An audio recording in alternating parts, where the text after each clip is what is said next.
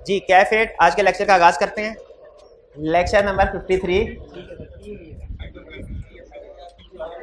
कल के लेक्चर में हमने एमसीक्यू और मैटर पैराग्राफ स्टडी किया था। आज के लेक्चर में हम अदर मैटर पैराग्राफ स्टडी करने जा रहे हैं, लेकिन उससे पहले प्रैक्टिस क्वेश्चंस आपकी होम असाइनमेंट के।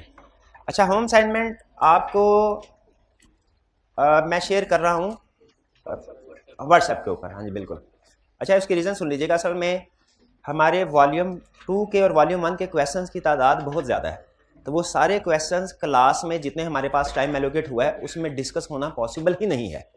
ठीक है, तो तरीकाकार मैंने क्या सोचा, लेकिन मैं ये चाह रहा था कि मैक्सिमम स्टूडेंट्स तक इसकी प्रैक्टिस डिस्कशन जो है वो पहुंचे। यानी आप पहले खुद से कोशिश करें, लेकिन अगर आपसे कोई क्वेश्चन अटेम्प्ट नहीं होता तो कम से कम आप उस क्वेश्चन की डिस्कशन को जाके देख सके। वो डिस्कशन जो मैं आपके साथ शेयर करता हूँ वो आप चाहे तो सारे के सारे क्वेश्चन जो है, अगर आपके पास टाइम हो तो उनकी डिस्कशन को सुने, वरना उनमें से जो क्वेश्चन आपको मुश्किल लगे आप सिर्फ उन केस स्टडीज की डिस्कशन को सुन सकते हैं। असल में वो केस स्टडी की डिस्कशन रिकॉर्ड हुई हैं पिछले सेशंस में। ठीक है, तो पिछले सेशंस के लेक्चर थे, उनमें से मैंने रेलिवेंट जो डिस्कशन है उनको कट करके अलग कर दिया था। अब मेरे पास ऑप्शन एक तो ये थी कि अगर फॉर एग्जाम्पल किसी चैप्टर में 20 क्वेश्चन है तो मैं 5 या 6 या 7 क्वेश्चन को सेलेक्ट करके उनकी डिस्कशन आपको क्लास में करवाऊँ और बाकी जो है वो आपकी प्रैक्टिस के ऊपर छोड़ दो। तो लेकिन मैंने डिसाइड ये किया कि ज़्यादा बेहतर ये है कि अगर फॉर एग्जांपल हमारे पास 20 में से 10 क्वेश्चंस की डिस्कशन ऑलरेडी मौजूद है, तो क्लास में बजाय ये कि मैं उन्हीं क्वेश्चंस को दोबारा आपके साथ डिस्कस कर रहा हूँ, वो डिस्कशन मैं आपको प्रोवाइड कर देता हूँ। बाकी जिन क्वेश्चंस की डिस्कशन नहीं है वो मैं इस सेशन में आपके साथ शेयर करता हूँ, ताकि डुप्लीकेशन की बजाय आपके पास एक कंप्लीट पैकेज बनता जाए कि जो क्वेश्चंस क्लास में हम डिस्कस करेंगे उसमें तो आप पार्टिसिपेशन कर लेंगे, लेकिन इसके अलावा जो क्वेश्चन क्लास में डिस्कस नहीं हो सके, अगर पास में उनकी कोई रिकॉर्डिंग मौजूद है तो आपको एक वैल्यू एडिड सर्विस के तहत वो आपके साथ शेयर कर ली जाए। आपका दिल करे, आपके पास टाइम हो, आप उनको देखें, और अगर आप समझते हैं कि नहीं आपने कुछ केस स्टडी सॉल्व कर लिया है और डिस्कशन की जरूरत नहीं है तो आप उसको ना देखिए। लेकिन मेरी रिकमेंडेशन ये है कि अगर आप केस स्टडीज अटेम्प्ट कर रहे हैं तो उसको टाइम हो तो जरूर देख लें, बेहतर ज़्यादा यही है। लेकिन वो आपकी अपनी ऑप्शन के ऊपर है। अगर आप समझते हैं केस स्टडी सॉल्व हो गई है, उसमें कोई प्रॉब्लम नहीं थी, आप उसको स्किप कर सकते हैं। ठीक है, तो इसका ये मतलब नहीं है कि अब क्लास में आपके क्वेश्चन या केस स्टडी डिस्कस नहीं होगी, नहीं डिस्कस जरूर होगी, वो सिर्फ आपको एडिशनल प्रैक्टिस के तौर पर मैंने आपके साथ क्वेश्चन शेयर किए हैं। तो ये चीज़ क्लियर हो गई। अब चलते हैं, कल आपको असाइनमेंट दी गई थी, 4 क्वेश्चन थे। ठीक है, उनमें से 2 क्वेश्चंस की डिस्कशन मैंने कल व्हाट्सएप पे आपके साथ शेयर कर दी थी। बाकी 2 क्वेश्चन उनकी डिस्कशन स्टार्ट करते हैं। उनमें से एक क्वेश्चन रिप्रोडक्शन का है और एक क्वेश्चन केस स्टडी का। वॉल्यूम 1 का क्वेश्चन रिप्रोडक्शन का डिस्कस करते हैं। Question 15, what is meant by an MCQ matter paragraph in auditor's report? Identify the circumstances under which an auditor would be required to include an MCQ matter paragraph in the auditor's report. एक क्वेश्चन है लेकिन उसमें 2 requirements हैं उसकी। कौन कौन सी 2 requirements हैं? एक एमसीक्यू मैटर पैराग्राफ को डिफाइन करना है और दूसरा सिचुएशंस बताना। अच्छा, आपके ख्याल में इसकी मार्किंग स्कीम क्या होगी? 5 नंबर का टोटल क्वेश्चन है, मेरा ख्याल 2 नंबर की डेफिनेशन होगी और 3 नंबर होंगे उसके एग्जाम्पल्स के। ठीक है, सर्कमस्टेंसेस बताने के, और उसमें भी शायद एक सर्कमस्टेंसेस को डिस्क्राइब करने का 1 नंबर होगा। लेकिन मैं एहतियातन to be on safe side क्या करूंगा भला, मैं एक आधी एक्स्ट्रा सर्कमस्टेंसेस भी लिख दूंगा ताकि अगर कोई गलत हो जाए तो वो मुझे मेरे कंपनसेट कर दे। आप मुझे ये बताइए, एग्जाम में अगर आप इस तरह की लिस्ट आती है और उसमें कुछ पॉइंट्स ज्यादा लिख देते हैं तो वो आपके फर्स्ट 3 आइटम्स को चेक करेगा या बेस्ट 3 आइटम्स को चेक करेगा? बेस्ट 3 आइटम्स को चेक करेगा, याद रखिए। इसलिए हमेशा अगर आपके पास टाइम हो तो बेहतर यही है कि आप कुछ एडिशनल लिख लें, कुछ एडिशनल पॉइंट। अगर आपके पास टाइम हो तो एडिशनल आइटम लिख देना ज्यादा बेहतर है। जी, एमसीक्यू मैटर पैराग्राफ बताइए क्या है? is included in auditor's report if auditor consider it necessary to draw user attention to a matter which is disclosed in financial statement, that is fundamental for user's understanding of financial statement, provided matter does not require modification and matter is not a क्या, provided matter does not require modification। ये बता दीजिए इस line का क्या मतलब है?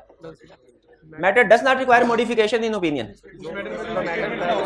कि ये वो मैटर है जो जिस पे ना मिस स्टेटमेंट है ना स्कोप लिमिटेशन होनी चाहिए, क्योंकि अगर मिस स्टेटमेंट स्कोप लिमिटेशन हो तो ये रिक्वायर करेगी मॉडिफाइड ओपिनियन।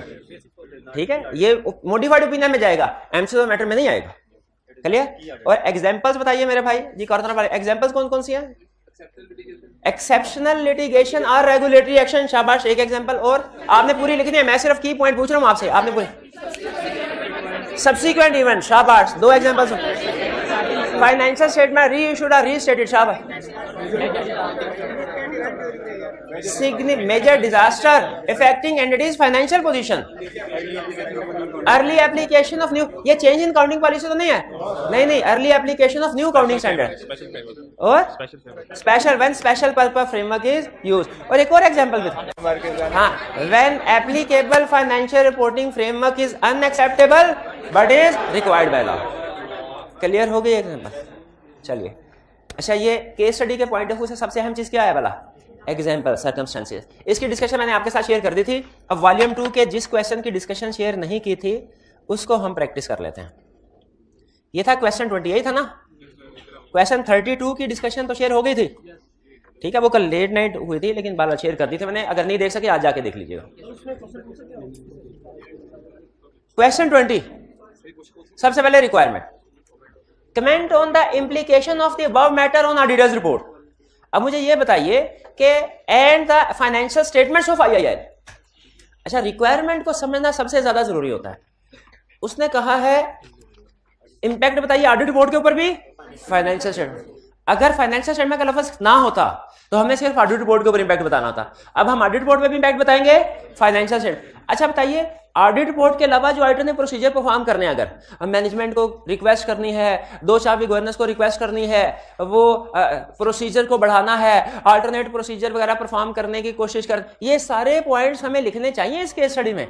क्यों नहीं लिखने चाहिए?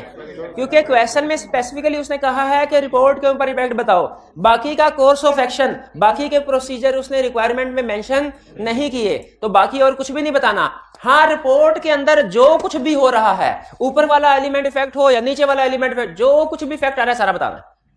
लेकिन रिपोर्ट से बाहर कुछ भी, रिपोर्ट के अंदर सारा कुछ बताना है, जो जहां इफेक्ट हो रहा है, और रिपोर्ट के बाहर कुछ भी नहीं बताना। क्यों भला? क्योंकि रिक्वायरमेंट में उसने कहा है मुझे इफेक्ट ऑन रिपोर्ट बताओ, उसने इफेक्ट ऑन ऑडिट नहीं पूछा, उसने इफेक्ट ऑन, उसने कोर्स ऑफ एक्शन नहीं पूछा, उसने ऑडिट प्रोसीजर्स नहीं। अगर ये अल्फाज रिक्वायरमेंट का हिस्सा होते तो फिर हम बताते हैं, पढ़ते हैं। और लेकिन ध्यान में रखिएगा, क्वेश्चन के हमारे 2 हिस्से होंगे, एक में हम इफेक्ट ऑन ऑडिट, दूसरे में इफेक्ट ऑन फाइनेंशियल स्टेटमेंट। अच्छा, टेक्निकली ना मुझे ये क्वेश्चन में थोड़ी सी गड़बड़ लग रही है, उससे फाइनेंशियल स्टेटमेंट का लफ्ज पहले लिखना चाहिए था, ऑडिट रिपोर्ट का बाद में, क्योंकि पहले फाइनेंशियल स्टेटमेंट बनती है, उसके मुताबिक हम डिसाइड करते हैं ऑडिट रिपोर्ट में क्या आना चाहिए। लेकिन बहरहाल हम अपनी तरतीब में पहले फाइनेंशियल स्टेटमेंट में इफेक्ट और फिर बाद में ऑडिट रिपोर्ट के इफेक्ट बताएंगे। क्वेश्चन कह रहा है you are the senior responsible for the audit. Senior का मतलब क्या? आप टीम में सीनियर है, audit senior. For the audit of Iqra industries limited, during the course of the audit you became aware that a legal action has been instituted against IIL, यानी जिस client का हम ऑडिट कर रहे हैं उसके खिलाफ लीगल एक्शन स्टार्ट हुआ है by some of its customers on account of disputes related to performance of its products। पहली चीज मुझे बताइए, जब कभी लिटिगेशन आएगी, लीगल केस आएगा, बेस्ट एविडेंस क्या होता है हमारा? लॉयर का ओपिनियन। लॉयर का ओपिनियन, हम लॉयर से पूछते हैं बताओ इस केस का क्या होगा, हारेंगे जीतेंगे। हमारी जो रिकॉर्डिंग होती है ना फाइनेंशियल स्टेटमेंट्स में, वो लॉयर के ओपिनियन की बेस पे डिपेंड कर रही होती है। यानी अगर लॉयर कहे कि केस हार जाएंगे तो फाइनेंशियल स्टेटमेंट में क्या होता है? प्रोविजन रिकॉर्ड होती है। अगर लॉयर कहे कि केस जीत जाएंगे, फाइनेंशियल प्रोविजन रिकॉर्ड नहीं करती बल्कि डिस्क्लोजर रिकॉर्ड करना है, याद है ना। यानी जब आउटफ्लो प्रोबेबल, लॉयर कहे आउटफ्लो प्रोबेबल है तो प्रोविजन रिकॉर्ड करनी है। आउटफ्लो प्रोबेबल का मतलब यही है ना केस हार जाएगा। और अगर कहे आउटफ्लो प्रोबेबल नहीं है या यानी पॉसिबल है, फिर डिस्क्लोज करना। तो ये तो लॉयर के ऊपर डिपेंड करेगा। अच्छा, आगे बताएगा शायद लॉयर, कह रहा है in response to your request for an opinion the company's lawyer has simply stated we are totally unable to give any estimates. इसका मतलब है लॉयर भी अनसर्टन है। वो कहे भाई अभी अभी केस शुरू हुआ है, अभी 1-2 पीछे, अभी कैसे बता दूं, अभी नहीं बता सकता। We are totally unable to give any estimate, मुझे खुद नहीं पता क्या होगा अभी थोड़ा जरा डेवलपमेंट हो जाए केस में फिर मैं बता सकूंगा। क्लियर हो? तो अब बताइए आउटफ्लो प्रोबेबल एंड मेजरेबल है? आउटफ्लो प्रोबेबल मेजरेबल नहीं, क्योंकि वकील ने कुछ प्रोबेबल मेजरेबल कहा ही नहीं। आउटफ्लो प्रोबेबल एंड मेजरेबल नहीं है। आगे, no provision was made in the financial statement for the possible loss as a result of the claim which are considered to be material. कह रहा है कि अगर हम केस हार जाते हैं तो जो अमाउंट इन्वॉल्व है वो मटेरियल होगी, यानी केस की अमाउंट मटेरियल है। Or for the related legal expenses although details of those legal claims were fully disclosed in the notes. अच्छा, पहले तो हम ये डिस्कस कर लेते हैं कि होना क्या चाहिए फाइनेंशियल स्टेटमेंट में इस केस से रिलेटेड। क्या प्रोविजन रिकॉर्ड होनी चाहिए है? होनी चाहिए कि नहीं होनी चाहिए? अगर पता होता तो होनी चाहिए। अच्छा, मेरा क्वेश्चन की रिक्वायरमेंट सुनने, ये जो गिवन केस है इसमें प्रोविजन रिकॉर्ड होनी चाहिए कि नहीं? नहीं, क्यों नहीं होनी चाहिए? आउटफ्लो प्रोबेबल एंड मेजरेबल नहीं है, वो बेचारा वकील मेजर ही नहीं कर सका, वो वकील कुछ बता नहीं सका।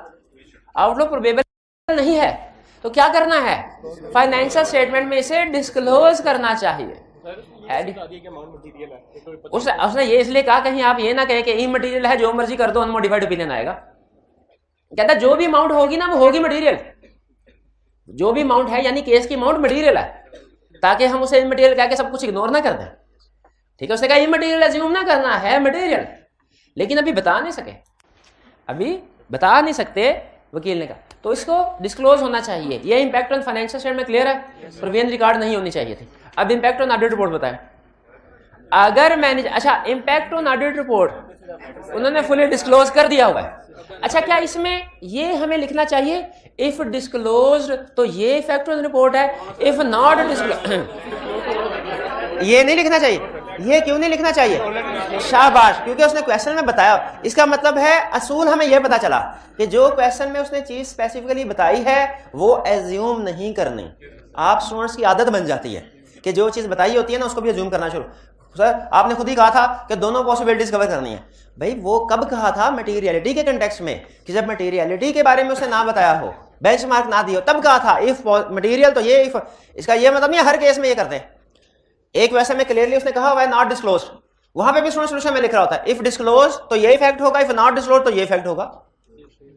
ठीक है, एक नेगेटिव इंपैक्ट पड़ता है, मे बी वो इसका कोई एक आधा नंबर काट ले कि स्टूडेंट ने क्वेश्चन में गिवन इंफॉर्मेशन की अजम्पशन ले ली है। गिवन इंफॉर्मेशन की एग्जाम्पशन तो ना, अजम्पशन का असूल हमेशा होता है क्या? जो इंफॉर्मेशन नहीं है उसको अज्यूम करना, जो है उसको अज्यूम नहीं करना। इंपैक्ट ऑन रिपोर्ट क्या है? डिस्क्लोज किया हुआ है, तो खा के पहले अनमोडिफाइड ओपिनियन तो बता दें। ओपिनियन ओपिनियन सबसे अहम है, वो तो बता दें पहले। अनमोडिफाइड ओपिनियन एक्सप्रेस किया। हाउएवर आगे क्या है? अब देखिएगा स्टूडेंट कैसे फेल होते, कैसे फेल होते बता ना, मैंने बता देता।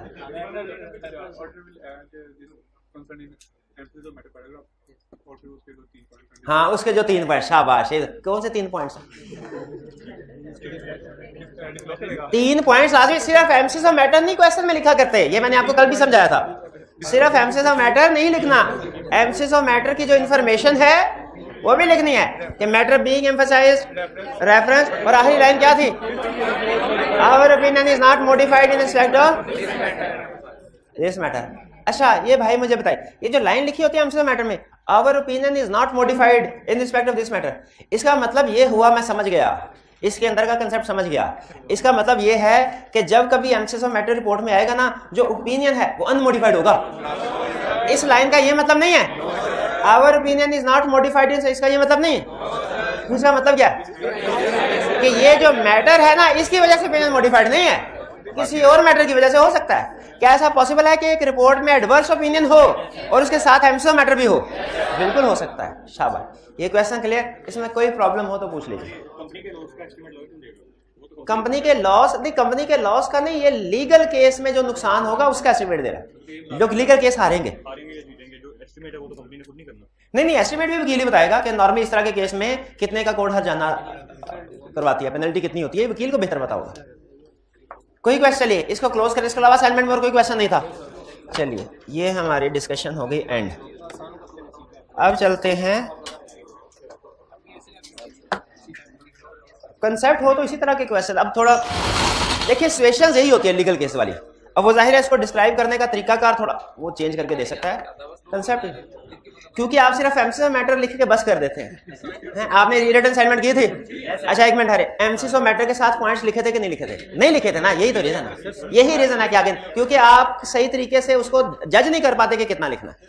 वो कब पता चलेगा? जब आप सोल्यूशन वगैरह को देखेंगे, एग्जामिनर कमेंट्स को देखेंगे, क्लास में जो उस्ताद टिप्स देता है उसको ज़हन में रखेंगे। ठीक है, तो एम्फेसिस ऑफ मैटर जब कभी किसी भी केस स्टडी के सोल्यूशन में आपने लिखना है, उसके साथ ये 3 बातें जरूर लिखनी है। पास्ट पेपर्स के किसी सोल्यूशन में आई कैप ने लिखी है, किसी में नहीं लिखी हुई। लेकिन याद रखिए आपने हमेशा लिखनी है, क्योंकि रिसेंट एंड में वो इसको ऐड कर रहा है जी।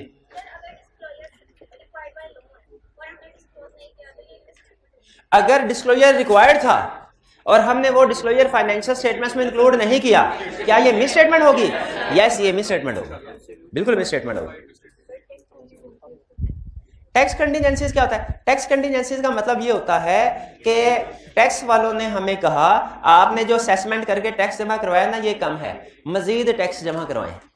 उन्होंने एफबीआर वाले ये आर्डर इशू कर देते हैं ना, असेसमेंट आर्डर। एक तो हमने असेस करके अपने सबमिट करवानी होती है, एक एफबीआर, और हमने अपील फाइल कर दी है।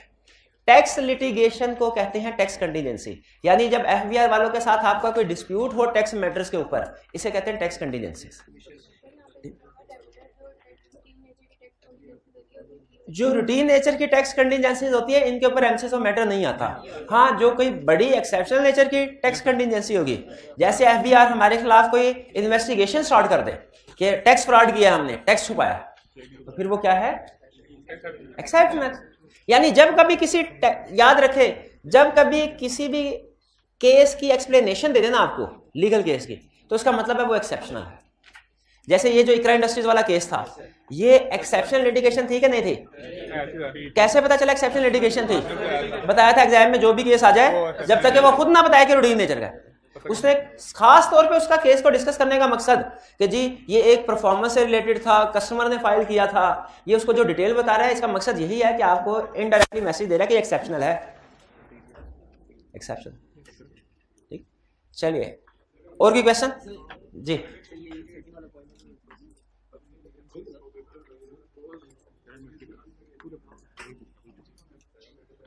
अगर ये लीगल, अगर इसमें प्रोबेबल और मेजरेबल होता तो उस सूरत में हम क्या करते हैं? उस सूरत में प्रोविजन रिकॉर्ड करते हैं। और अगर क्लाइंट ने प्रोविजन रिकॉर्ड की होती तो हम प्रोबेबली इसके ऊपर एमसीएस मैटर पैराग्राफ ना देते। हाँ, प्रोबेबली हम इसके ऊपर एमसीएस मैटर पैराग्राफ ना देते। एमसीएस मैटर पैराग्राफ में हम डिस्क्लोजर के ऊपर ज्यादा फोकस होता है हमारा, कि जो डिस्क्लोजर ज्यादा है हमें। अगर कोई अमाउंट्स दी गई हैं, अमाउंट्स, उनके ऊपर एम्फसाइज नहीं करते हो। इस केस में डिस्क्लोजर दिए हुए थे, हाँ जी, तो इसलिए हमने एमसीएस मैटर इंक्लूड करवाया, हमने करवाया था एमसीएस मैटर। अच्छा, यहाँ पे एक दो लाइंस लिखी हुई हैं, स्टूडेंट ने कहा है वो बता दिया एग्जाम टेस्ट में। एक है excessive use of MCS matter paragraph should be avoided. कह रहे हैं excessive use MCS matter avoid करना है, यानी ये नहीं कि हर मैटर पे एमसीएस मैटर इंक्लूड करना शुरू कर दें, नहीं, सिर्फ जो अहम है, जो फंडामेंटल फॉर यूजर अंडरस्टैंडिंग है, उन्हीं के ऊपर एमसीएस मैटर पैराग्राफ देना है। बाकियों के ऊपर एमसीएस मैटर आपको ये नहीं लगना चाहिए हर चीज ये अहम है, ठीक है। जैसे अगर आप मेरे से पूछे सर बताइए एग्जाम पॉइंट ऑफ व्यू से कौन कौन सा चैप्टर अहम है, मैं कहूँ लिखें चैप्टर 1, 2, 4, 3 निकाल दिया, यहां से करें 1, 3, 4, 6, 7, 8, 10, 11, 12, 13, 14, 16, 15, 16, 17, 18, 19 भी, 20, 21, 22, 23, ये है। हाँ तक देखा क्या रहा है, क्या पीछे एग्जैक्टली उसी तरह कह रहा है कि रिपोर्ट में ये ना हो कि आप बहुत से मैटर्स को एम्फसाइज कर रहे हो, 10, 12, 15। कहता है फिर जब आप ज्यादा एम्फसाइज करते हैं तो वो फिर उसका मकसद खत्म हो जाता है, ठीक है। फिर जैसे मैं बता तो आप कहेंगे सर इतने तो सारी किताब ही कर लेते हैं, फायदा क्या हो आपसे पूछने का। तो उसी तरीके से एक्सेसिव यूज को अवॉइड करना है। प्रैक्टिकली 1 या 2 मैटर्स के ऊपर मैंने देखा हुआ एमसीएस मैटर, 2 से ज्यादा के ऊपर मैंने नहीं देखा, शायद कभी देते हो, लेकिन 2 मैटर से ज्यादा एक रिपोर्ट के अंदर एमसीएस मैटर मैंने नहीं देखा, 2 मैटर्स मैक्सिमम। यही हमें बता रहा है 10-12 मैटर्स नहीं होने चाहिए आपकी रिपोर्ट में। फिर कह रहे हैं एमसीएस मैटर, ये तो आपको पता चल गया, is not substitute for material uncertainty related to going concern. इसका मतलब क्या हुआ, यानी ये नहीं जहां पे material uncertainty related to going concern लदा पैराग्राफ है, उसकी सिचुएशंस लदा है। एमसीएस मैटर लदा पैराग्राफ है, इसकी सिचुएशंस लदा है। आप दोनों को सब्स्टिट्यूट यूज नहीं कर सकते, यानी ऐसा नहीं है कि कहीं पे एमसीएस मैटर पैराग्राफ देना था उसके बजाय आपने material uncertainty related to going concern दे दिया, या कहीं पे material uncertainty related to going concern का पैरा देना था, आपने उसके बजाय एमसीएस मैटर पैराग्राफ दे दिया। ऐसा नहीं होना चाहिए जी।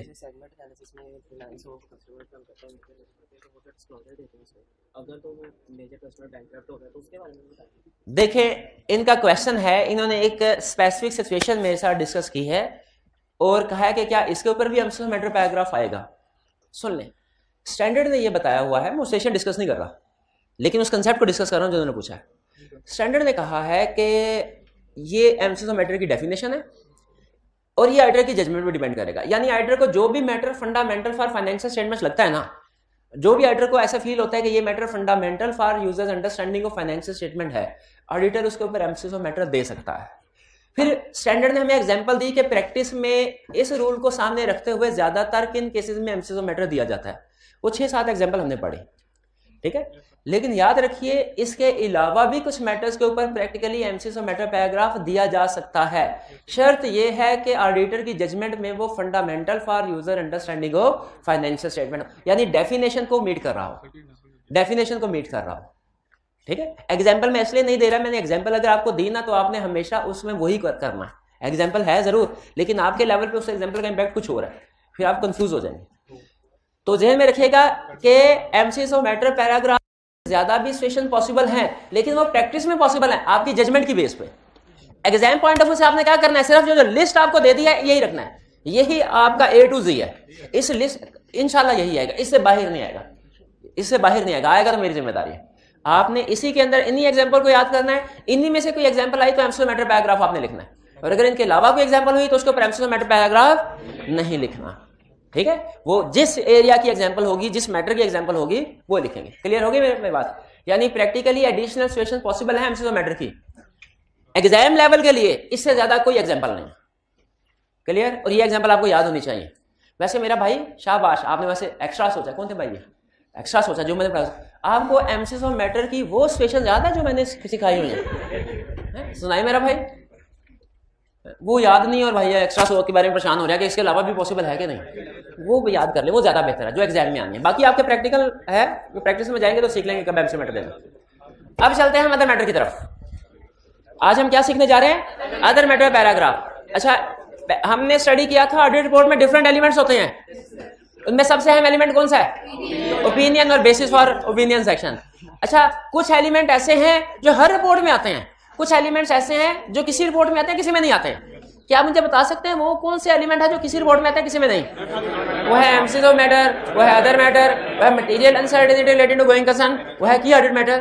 तो हम अगले 3-4 लेक्चर्स में यही सीखेंगे कि ये पैराग्राफ किन सिचुएशंस में आते हैं, और अगर किसी सर्कमस्टेंशियल सिचुएशन में ये पैराग्राफ आएंगे हमने इनको ड्राफ्ट कैसे करना है, यानी इन पैराग्राफ की सर्कमस्टेंसेस और ड्राफ्टिंग भी सीखेंगे। जैसे कल एमसीएस ऑफ मैटर पैराग्राफ की ड्राफ्टिंग सीखी ना हमने।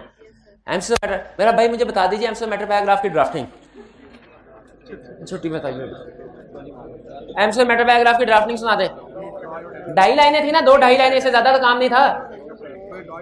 We draw your attention to note number X of financial statement, which fully describe the effect of uncertainty relating to outcome of litigation filed against company by XYZ, और फिर our opinion is not modified in respect of this one। बिल्कुल ठीक है। तो MCS of matter हमने समझ लिया। आज हम स्टडी करने जा रहे हैं other matter paragraph, other matter paragraph. अच्छा, ये ध्यान में रखिए, पहले इसका कंसेप्ट आपको मैं बता दूं।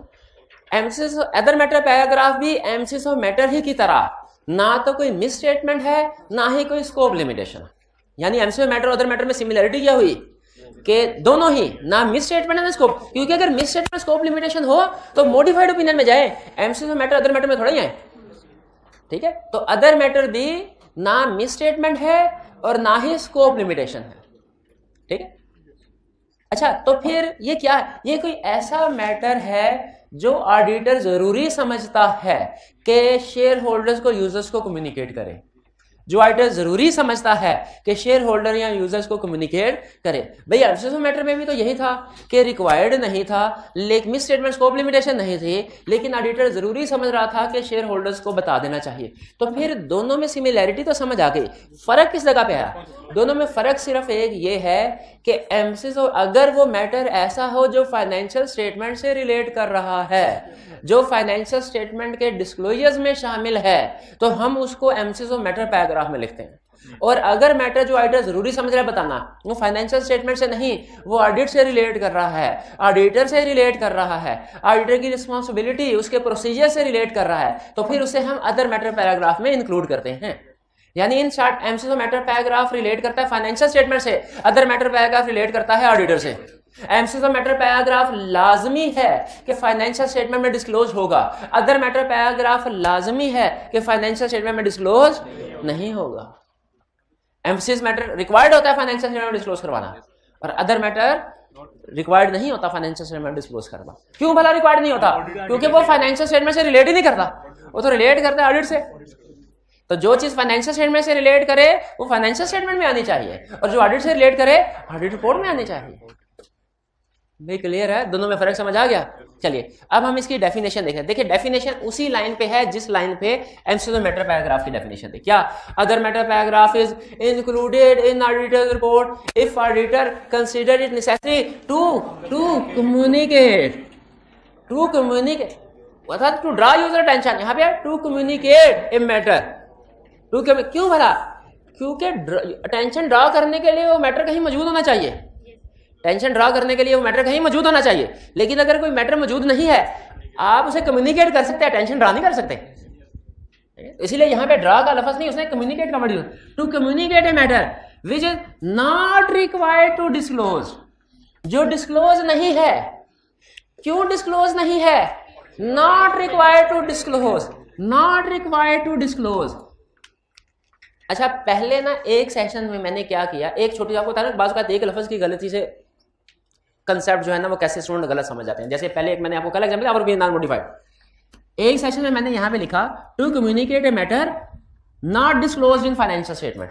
इसका भी कंसेप्ट यही बनता है ना, क्योंकि वो डिस्क्लोज नहीं है, अदर मैटर का मैटर डिस्क्लोज नहीं होता ही नहीं है ना, तो not disclosed in financial statement लिख दिया करता था मैं।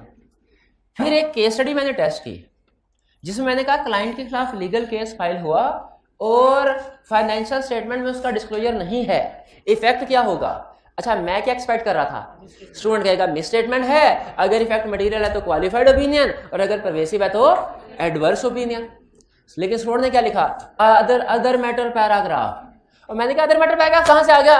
तो सर डेफिनेशन में देखे आपने लिखा है कि other matter paragraph not disclose होता है, तो जहां कहीं केस स्टडी में नॉट डिस्क्लोज आ गया ना तो वहां पे हम अदर मैटर पैराग्राफ इंक्लूड कर दिया करेंगे।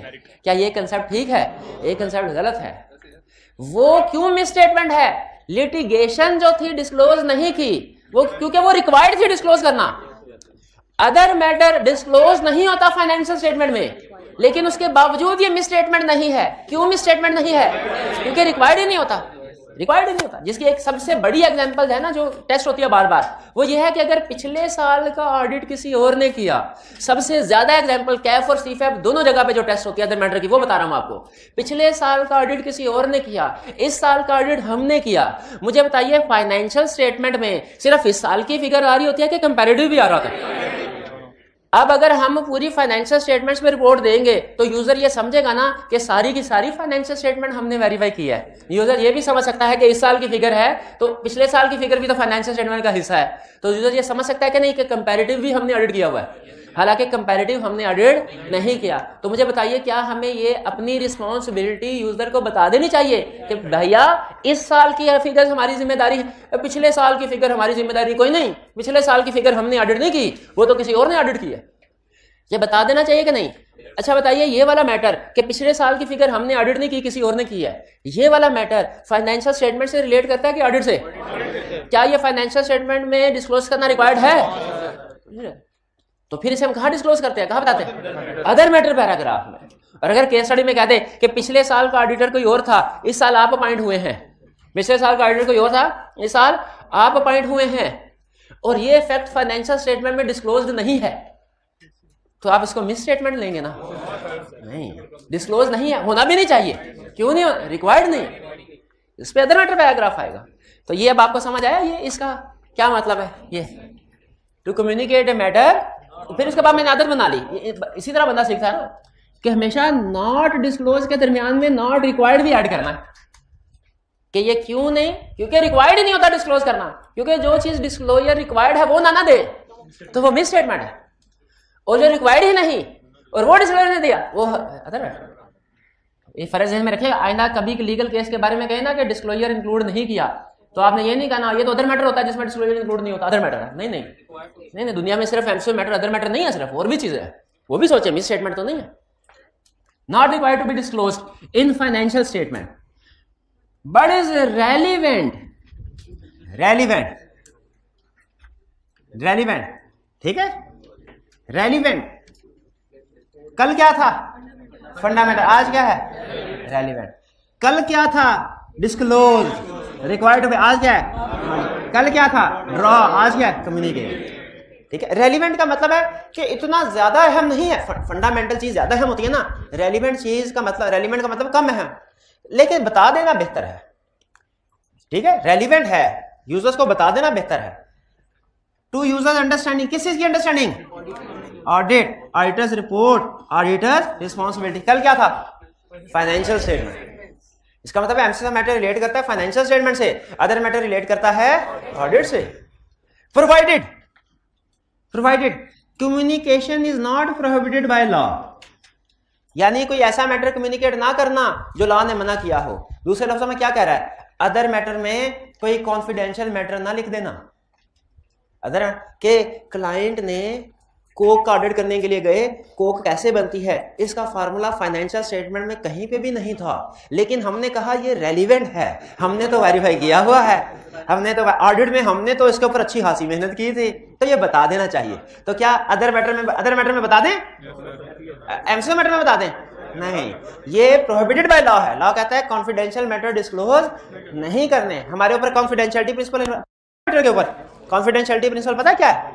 क्या है कॉन्फिडेंशियलिटी प्रिंसिपल? कि क्लाइंट की जो इंफॉर्मेशन आपके साथ क्लाइंट शेयर करता है वो थर्ड पार्टी के साथ शेयर नहीं करने। ठीक है। हाँ, जिस तरीके से आप घर की बातें, मिसाल समझाने के लिए, घर की बातें बाहर नहीं ना बताते क्योंकि कॉन्फिडेंशियल मैटर होते हैं, उसी तरीके से एक क्लाइंट की बातें भी कहीं पे भी नहीं, ना किसी दूसरे क्लाइंट को ना किसी दूसरे पर्सन को। कॉन्फिडेंशियलिटी प्रिंसिपल है। ठीक है। घर की बातें बाहर बता दें तो घर वाले शायद आपको माफ कर दें, कुछ ना कहे। क्लाइंट की बात किसी दूसरी जगह पे आप बताएंगे ना, आई क्लाइंट भी नहीं छोड़ेगा, आई क्या भी नहीं छोड़ेगा, एससीसी भी नहीं छोड़ेगा आपको। तो यह है कॉन्फिडेंशियलिटी प्रिंसिपल। तो मैटर अगर प्रोहिबिटेड बाय लॉ है तो हमने फिर उसको कम्युनिकेट नहीं करना। अब केस स्टडी में आपको कहेगा एक मैटर है, रेलिवेंट है for users understanding of audit, auditor उस मैटर पैराग्राफ इंक्लूड करना चाहता है, लेकिन क्लाइंट ने कहा सर ना कीजिए, ये कॉन्फिडेंशियल मैटर है। नहीं। हाँ, आप लिखेंगे अगर ये रिक्वायर्ड बाय लॉ है कि कम्युनिकेट ना, तो फिर नहीं करेंगे। अगर रिक्वायर्ड बाय लॉ तो फिर कर लेंगे, यानी दोनों पॉसिबिलिटी डिस्कस कर लेंगे। दूसरा, मैटर इज नॉट ए की ऑडिट मैटर। इसका मतलब क्या है कि अगर वो मैटर ऐसा है ना जो की ऑडिट मैटर की लिस्ट में है, तो फिर उसमें की ऑडिट मैटर दिया जाएगा, अदर मैटर नहीं दिया जाएगा। देखिए, हर पैराग्राफ की अपनी लिस्ट है। क्या आपको ये बात पता है? इंटरेस्टिंग बात बताऊं आपको जो आपके बहुत काम आएगी, फिर भी आपने इसके ऊपर अमल नहीं करना। बहुत काम ये आएगी कि हमारे जितने भी पैराग्राफ हैं, मॉडिफाइड ओपिनियन पैराग्राफ हो, चाहे एमसीएस मैटर हो, चाहे अदर मैटर हो, चाहे गोइंग कंसर्न हो, चाहे की ऑडिट मैटर, हर पैराग्राफ की अपनी अपनी लिस्ट है। हर पैराग्राफ की अपनी अपनी लिस्ट है। हर पैराग्राफ की अपनी अपनी लिस्ट है। किस किस पैराग्राफ की अपनी अपनी लिस्ट है? अच्छा, जितना मर्जी रटा लगा याद कर ले, भूल आपने फिर जाना है, फिर जाना। ये बस क्लास की हद तक है। क्लास के बाद क्या हुआ, क्लास में क्या नहीं हुआ, कुछ पता नहीं होगा आपको, भूल जाएंगे सारा कुछ। तो मुझे अपनी अपनी लिस्ट है, यानी क्या कहना चाह रहा है? मोडिफाइड ओपिनियन की अपनी लिस्ट है। क्या आपको मिस स्टेटमेंट की लिस्ट पढ़ाई? क्या आपको स्कोप लिमिटेशन की लिस्ट पढ़ाई? क्या आपको एमसीएस मैटर की लिस्ट पढ़ाई? आज अदर मैटर की लिस्ट पढ़ेंगे। इसके बाद नोट कर लीजिएगा, जिम्मेदारी के साथ कह रहा हूं, गारंटी के साथ कह रहा हूं। इसके बाद की ऑडिट मैटर की लिस्ट भी पढ़ेंगे, इसके बाद गोइंग कंसर्न की लिस्ट भी पढ़ेंगे। जिम्मेदारी के साथ कह रहा हूं, हर एक लिस्ट होगी। आप एक एग्जाम्पल ऐसी नहीं निकाल सकेंगे जो एक जगह पे मौजूद हो और दूसरी जगह पे भी आ रही हो। एक एग्जाम्पल, ये तकरीबन मिल मिला के 50-60 एग्जाम्पल्स बनेगी मिल मिला के, लेकिन एक एग्जाम्पल भी ऐसी नहीं होगी जो आप कहें सर ये मिस स्टेटमेंट वाली लिस्ट में थी और ये अदर मैटर में भी आ रही है, सर ये स्कोप लिमिटेशन में थी, ये एमसीएस मैटर में भी आ रही है। एक एग्जाम्पल भी नहीं निकाल सकेंगे। दो सिचुएशन ऐसी हैं जिनमें सिचुएशन नंबर 1 में भी रिपोर्ट पे 2 जगह पे इफेक्ट आ रहा है, सिचुएशन नंबर 2 में भी, लेकिन रीजन डिफरेंट होती है। रीजन डिफरेंट है। मेन कंसेप्ट क्या है? आपको जो लिस्ट दी जाएगी हर पैराग्राफ की, हर एक पैराग्राफ की अपनी अपनी लिस्ट है। गारंटी के साथ कह रहा हूं, गारंटी के साथ कह रहा हूं, क्या भला? आप कोई भी एक एग्जाम्पल ऐसी नहीं निकाल सकते जो किसी दूसरी जगह भी आ रही हो, उस जगह भी आ रही हो, क्योंकि अगर ऐसा हुआ तो फिर आप कहेंगे सर ये स्कोप लिमिटेशन में भी आ रही है, ये गोइंग कंसर्न में भी आ रही है, बताए एग्जाम में कहाँ लिखनी है? फिर तो आप ये पूछ रहे होंगे ना, नहीं है ही नहीं ऐसी पॉसिबिलिटी, नहीं दोनों जगह लिखेंगे, है ही नहीं ऐसी पॉसिबिलिटी। तो समझना क्या कंसेप्ट समझाने की कोशिश कर रहा हूं। अच्छा, इसका दूसरा मतलब पता क्या है कि आपने हमेशा ये बात जहन में रखनी है कि कोई भी एग्जाम्पल आएगी ना, कोई भी एग्जाम्पल, ना आपने मिस क्लासिफाई करनी है ना आपने डुप्लीकेट करनी है। कोई भी एग्जाम्पल ना मिस क्लासिफाई करनी है ना डुप्लीकेट करनी। इसका मतलब क्या हुआ? ऐसा नहीं कि पढ़ी एग्जाम्पल एम्फेसिस ऑफ मैटर में फिट करते हैं अदर मैटर में, पढ़ी एग्जाम्पल स्कोप लिमिटेशन में फिट करते की ऑडिट मैटर में। मिस क्लासिफिकेशन नहीं करनी, जो एग्जाम्पल जहां याद करवाई उधर ही फिट करना है, उधर ही फिट करना है। एक इसका मतलब ये है नॉट टू बी डुप्लीकेटेड का मतलब क्या है कि ये भी नहीं करना कि अच्छा एमसीक्यू मैटर में भी डाल दिया और उसको पीआरटी मैटर में भी डाल दिया, ऐसे नहीं करना। हर पैराग्राफ की अपनी सिचुएशंस हैं, हर सिचुएशन ना मिस क्लासिफाई करनी है ना डुप्लीकेट करनी। यानी यूं समझ लीजिए ये सारे पैराग्राफ घर है और ये जो एग्जाम्पल्स है ना इनकी, ये इनके अफराद हैं। आपने हर फर्द को उसके घर में भेजना है, किसी फर्द को दूसरे के घर में नहीं भेज देना और ना ही किसी फर्द को दो घरों में फिट कर देना, ठीक है। No situation to be misclassified ना डुप्लीकेटेड। मिस क्लासिफाइड का मतलब समझ आ गया, डुप्लीकेटेड का मतलब समझ आ गया? नहीं आया समझ? कन्फर्म है। आधे से ज्यादा स्टूडेंट अभी भी केस स्टडी में गलतियां करेंगे, देख लीजिए, मेरा भी तजर्बा है, मेरा भी तजर्बा। आगे चलते हैं। ये डेफिनेशन, ये तो डेफिनेशन थी कंसेप्ट के लिहाज से, रिप्रोडक्शन के लिहाज से। अब आज के लेक्चर की सबसे अहम चीज एग्जाम्पल। एक एग्जाम्पल तो आपको पढ़ा भी दी, क्या भला पिछले साल गार्ड किसी और ने किया हो और इस साल हम आ जाए। अच्छा, पिछले साल का ऑडिट किसी और ने किया, इस साल हम point financial statement of prior period were, यानी ऑडिट ही नहीं हुई या ऑडिट किसी और ने की। देखिए अगर ऑडिट नहीं हुई फिर भी तो हमें बता देना चाहिए भाईजान हमने नहीं पिछले साल का कंपैरेटिव ऑडिट किया, या किसी ने भी नहीं किया। क्योंकि अगर पिछले साल का कंपैरेटिव ऑडिट ही नहीं हुआ या किसी और ने ऑडिट किया, दोनों सूरतों में हमारी जिम्मेदारी से तो बाहर है, हमारी जिम्मेदारी, तो हमें दोनों सूरतों में कम्युनिकेट कर देना चाहिए कि पिछले साल का हमने ऑडिट नहीं किया। क्लियर होगी ये बात? अच्छा, दो एग्जांपल्स आपके सामने रख रहा हूं, मुझे बताना है किस में कि अदर मैटर आएगा और किस में एमसीक्यू मैटर आएगा। अच्छा, हो सकता है दोनों में एमसीक्यू मैटर या अदर मैटर आ जाए और ये भी हो सकता है दोनों में ना आए। एग्जांपल सुनिए, एग्जांपल सुनिए। पहली example, we have been appointed as auditor of ABC limited, पहली एग्जांपल। दूसरी example, we have been reappointed as auditor of ABC limited. वे भाई बताएंगे जी, एक मिनट जी। फर्स्ट में वी हैव बीन अपॉइंटेड, क्यों अपॉइंटेड का मतलब? हाँ, लफ्ज अपॉइंटेड से आपको पता चल गया कि पिछले साल का ऑडिट हमने नहीं किया। कैसे पता चला? क्योंकि पिछले साल का भी अगर ऑडिट हमने किया होता ना तो वो केस स्टडी में लफ्ज अपॉइंटेड यूज ना करता, रीअपॉइंटेड यूज करता। उसने केस स्टडी, देखिए अपॉइंटेड और रीअपॉइंटेड के लफ्ज से हमारा रिपोर्ट के ऊपर 4 नंबर होते हैं। इस चीज के 4 नंबर, किस चीज के? केस स्टडी में ये गैस करने के कि अपॉइंटेड लिखा हुआ है कि रीअपॉइंटेड लिखा हुआ है। 4 नंबर। 4 नंबर कैसे? हमने तो सिर्फ इतना लिखना होता है कि अदर मैटर पैराग्राफ इंक्लूड होगा, हाँ उस अदर मैटर पैराग्राफ में इंफॉर्मेशन क्या इंक्लूड होगी ये भी तो लिखना होता है। 3 नंबर इसके भी होंगे, 3 नंबर इसके। समझ आए? एमसीक्यू मैटर में पूरी बात लिखते थे कि सिर्फ हेडिंग लिख देते थे? पूरी बात सिखाई थी कल। अदर मैटर में भी पूरी बात लिखनी है कि सिर्फ हेडिंग? पूरी बात। तो वी हैव बीन अपॉइंटेड और वी हैव बीन रीअपॉइंटेड में फर्क समझ आया? जमीन आसमान का फर्क है, जमीन आसमान का। अच्छा, आपको इनिशियल ऑडिट और रिकरिंग ऑडिट बताया होगा ना, तो क्या मैं यूं कह सकता हूं कि जब कभी इनिशियल ऑडिट होगा अदर मैटर आएगा, जब कभी इनिशियल ऑडिट होगा अदर मैटर आएगा? देखा, वो कंसेप्ट भी लिंक हो गया हमारा इनिशियल ऑडिट का। चलिए, पहला, financial statements of prior period were not audited are audited by other, तो अदर मैटर आएगा। एग्रीड? आगे, auditor issue reports on more than one set of financial statements. एक ही कंपनी का एक ही साल, देखें इसका मतलब क्या ये समझ लें, क्लाइंट हमारे पास आता है, सर ऑडिट करवाना है, हम कहते हैं करवाएं। किस लिए करवाना है? सर स्टॉक एक्सचेंज में फाइनेंशियल स्टेटमेंट बेचनी है शेयर होल्डर्स के लिए। हमने कहा ठीक है, इसका मतलब ये हुआ कि फाइनेंशियल स्टेटमेंट्स फ्रेमवर्क होगा जनरल पर्पस IFRS। IFRS के मुताबिक फाइनेंशियल, उसने कहा सर IFRS के मुताबिक फाइनेंशियल, ने कहा ठीक है। फिर उसने कहा सर इन फाइनेंशियल स्टेटमेंट्स का दोबारा ऑडिट करना है। हमने कहा वो कैसे? उसने कहा फॉर एग्जांपल एक ये भी कह सकता है सर FBR को देना है। अब वो जो केस स्टडी में एग्जांपल पूछता है ना, मैं वो एग्जांपल ऐड कर रहा हूं ताकि आपके जहन में रहे। हमने पूछा दूसरा, उसने कहा नहीं सर फाइनेंशियल स्टेटमेंट्स हमारी ही हैं, इसी साल की है, लेकिन एग्जैक्टली यही नहीं है, उसमें फिगर थोड़ा सा चेंज होगी। हमने कहा ये कैसे हो सकता है? हाँ, उसने कहा, हमने कहा ये, उसने कहा सर इसका फ्रेमवर्क IFRS नहीं है, इसका फ्रेमवर्क है US GAAP, generally accepted accounting principle in US। मैंने कहा भाई US से इधर क्या करने आ गया? उसने कहा सर असल में हमारे मेजॉरिटी शेयर्स USA की कंपनी ने खरीदे हैं, उन्होंने कंसोलिडेशन करनी है।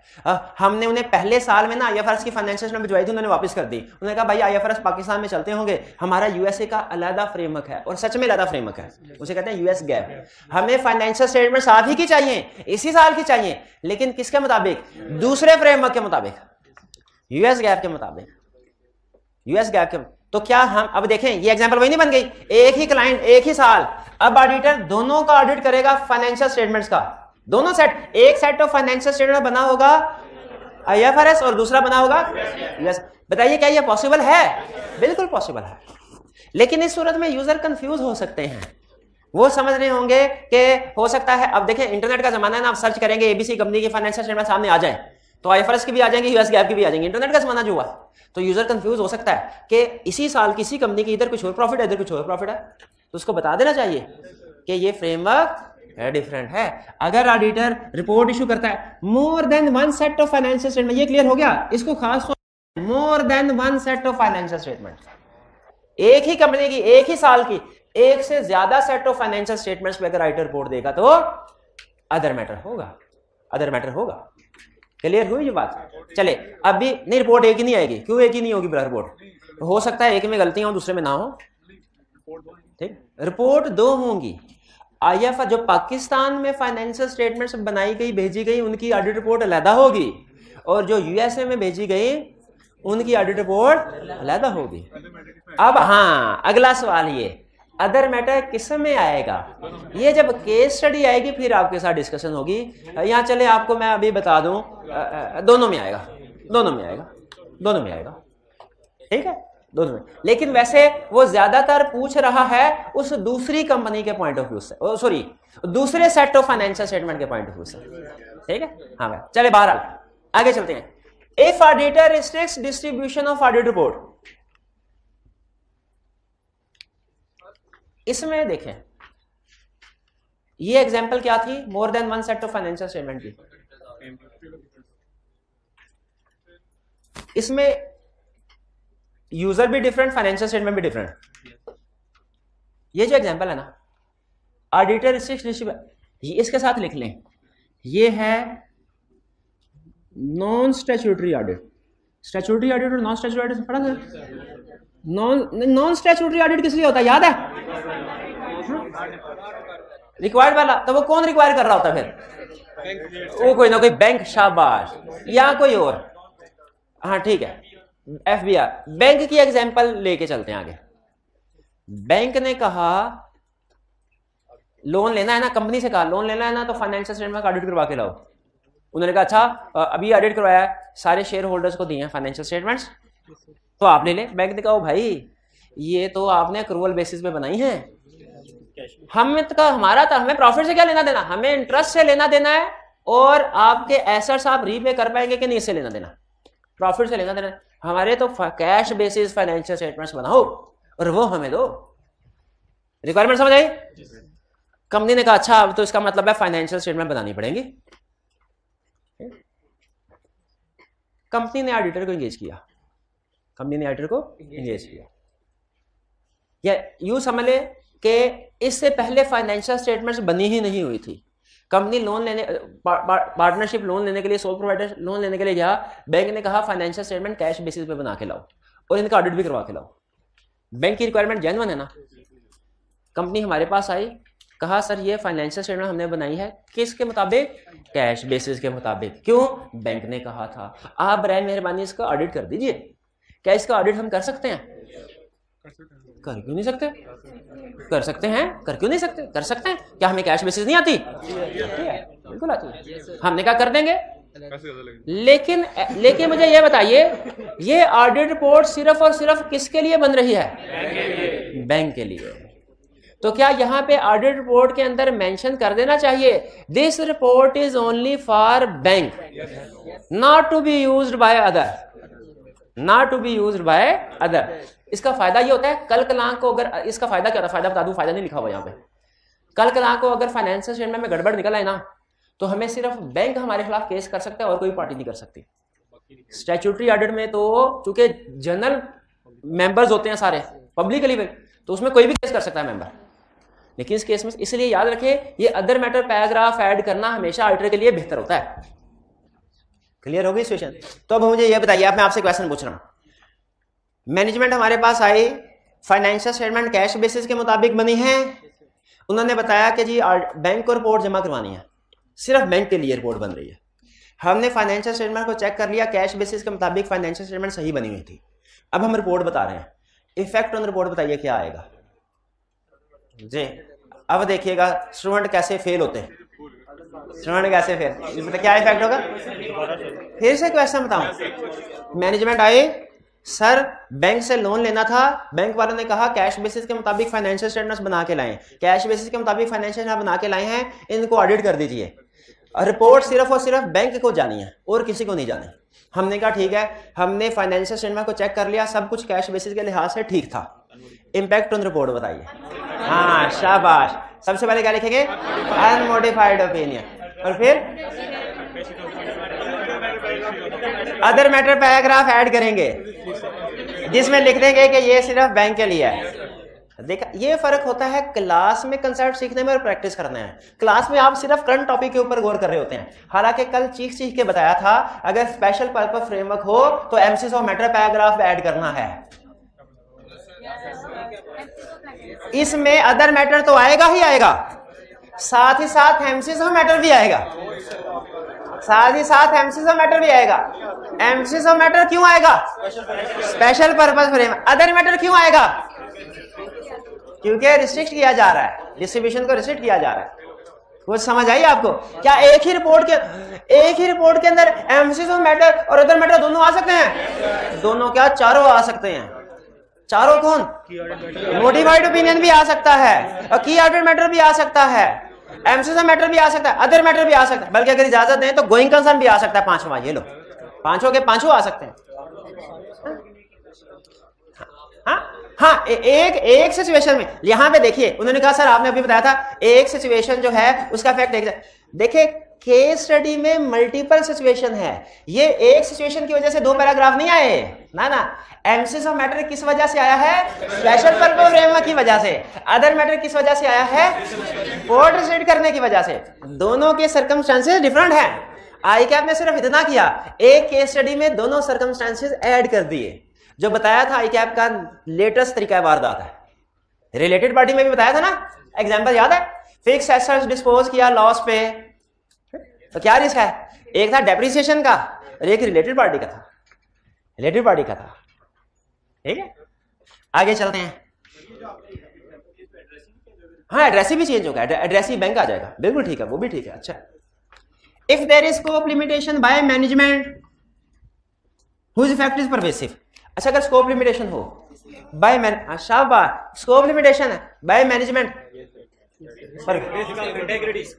अच्छा, एक मिनट है। Scope limitation effect pervasive, opinion बताए। Okay, scope limitation by management effect pervasive. हाँ, यहां पहले विड्रॉ करना है। स्कोप लिमिटेशन बाय मैनेजमेंट का आपको पता है ना, इफेक्ट ज्यादा सीवियर होता है। फिर से बताइए, scope limitation effect pervasive, disclaimer मैंने correct. Scope limitation by management effect pervasive, withdraw if possible and practical, अगर मुमकिन हो। अब कब मुमकिन है, कब मुमकिन नहीं है, इसको गोली मारे। इफ पॉसिबल एंड प्रैक्टिकेबल, और अगर विड्रॉल पॉसिबल एंड प्रैक्टिकेबल ना हो तो फिर क्या करना है, फिर डिस्क्लेमर ऑफ ओपिनियन देना है और साथ ही साथ अदर मैटर भी देना है। अब कहें फिर सर एक सिचुएशन में दो कैसे आ सकते हैं, वो कौन सा है? यानी फिर से सुने, नहीं समझ आई बात। स्कोप लिमिटेशन है, इफेक्ट परवेसिव है, कौन सा opinion? Disclaimer. Scope limitation by management है, इफेक्ट परवेसिव है। विड्रॉल क्यों? क्योंकि ज्यादा स्वेयर रिस्क है, ज्यादा स्वेयर मसला है। विड्रॉल इफ पॉसिबल प्रैक्टिकेबल, और अगर विड्रॉल पॉसिबल एंड प्रैक्टिकेबल नहीं है तो डिस्क्लेमर ऑफ ओपिनियन दे, लेकिन साथ में अदर मैटर पैराग्राफ। भाई ये क्यों ऐड करे? ये इस वजह से कि विड्रॉ क्यों नहीं किया, ये इस वजह से कि विड्रॉ क्यों नहीं किया, ये इस वजह से नहीं कि स्कोप लिमिटेशन है उसका इफेक्ट, इस वजह से नहीं कर रहे, इस वजह से नहीं कर रहे। आप ये ना समझे कि कहीं एक ही चीज देखिए, वो केस एक है लेकिन रीजनिंग डिफरेंट है। केस एक है क्या कि स्कोप लिमिटेशन बाय मैनेजमेंट है, परवेसिव है, विड्रॉल पॉसिबल प्रैक्टिकेबल नहीं है। केस स्टडी एक है लेकिन इसका इफेक्ट दो जगहों पे जा रहा है, एक डिस्क्लेमर ऑफ ओपिनियन, एक अदर मैटर, लेकिन दोनों की रीजनिंग डिफरेंट है। विड्रॉ डिस्क्लेमर किस वजह से है? स्कोप लिमिटेशन की वजह से, और अदर मैटर किस वजह से है कि क्यों विड्रॉ नहीं किया जो करना चाहिए था। ये बात समझ आई? तो मुझे बताइए, स्कोप लिमिटेशन इफेक्ट परवेसिव है, अदर मैटर आएगा? स्कोप लिमिटेशन है, इफेक्ट परवेसिव है, अदर मैटर आएगा? नहीं आएगा, डिस्क्लेमर आएगा, ये रेगुलर है। स्कोप लिमिटेशन बाय मैनेजमेंट है, फिर आएगा। और ये जहन में रखिएगा, एग्जाम में आई कैप इतना शरीफ ना कभी रहा ना कभी होगा कि आपको खुद से बता दे स्कोप लिमिटेशन बाय मैनेजमेंट है। ये अल्फाज नहीं, बल्कि आपको कैसे बताएगा? आपने मैनेजमेंट से कोई इंफॉर्मेशन रिक्वेस्ट की, मैनेजमेंट ने वो इंफॉर्मेशन आपको प्रोवाइड नहीं की, ये तो इससे आपको पता चल जाना चाहिए ये स्कोप लिमिटेशन सादा नहीं है, ये बाय मैनेजमेंट है। तो केस स्टडी में सादा वाली स्कोप लिमिटेशन और बाय मैनेजमेंट वाली स्कोप लिमिटेशन पहचान लेंगे क्या? केस स्टडी में सादा वाली स्कोप लिमिटेशन पहचान लेंगे? नहीं पहचान पाएंगे, नहीं पहचान, आधे से ज्यादा स्टूडेंट नहीं पहचान पाएंगे।